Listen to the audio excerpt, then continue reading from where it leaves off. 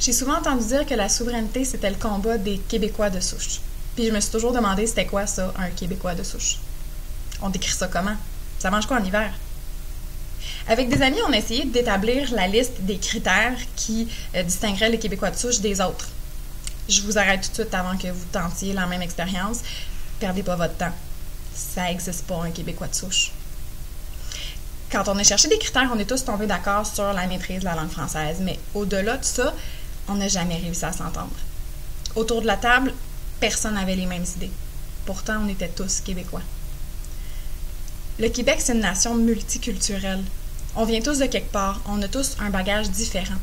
Puis c'est ça qui fait la richesse de notre nation. C'est tout le partage de nos traditions, de nos idées qu'on met ensemble pour faire quelque chose de plus vaste, de plus grand. Mais si on est tous différents, on a tous quelque chose qui nous lie, quelque chose qui nous distingue du reste du monde.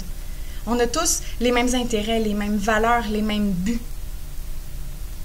On vit de cœur les mêmes angoisses, les mêmes rêves, puis parfois les mêmes deuils. On s'en va tous dans une même direction. Il y a une cohésion très forte au sein de notre nation. Plus forte au sein de la nation que celle qu'on a avec le reste du monde. J'ai souvent entendu dire qu'on n'avait rien à voir avec le Canada. C'est faux. Bien sûr qu'on a à voir avec le Canada. Je veux dire, c'est sûr qu'on a des points communs. De la même façon qu'on a des points communs avec les États-Unis, la Russie, la Syrie, la Papouasie, la Mongolie. On est tous humains. On veut tous vivre libres, en santé et heureux. L'histoire, c'est que d'une nation à l'autre, la notion de bonheur n'est pas la même. On n'agit pas de la même façon pour y parvenir.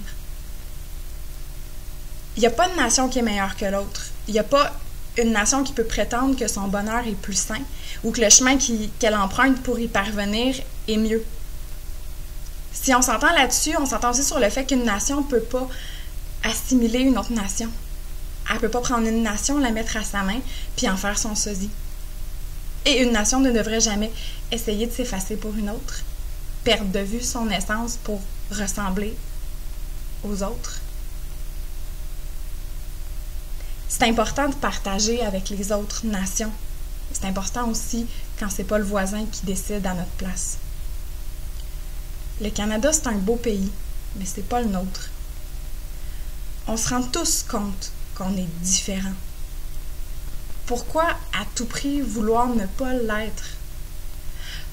Est-ce qu'on peut arrêter de s'imposer le bonheur des autres quand il ne nous rend pas heureux? Est-ce qu'on peut, nous, les Québécois, se rassembler, parler de vive voix et tous aller quelque part ensemble? Est-ce qu'on peut se donner une chance?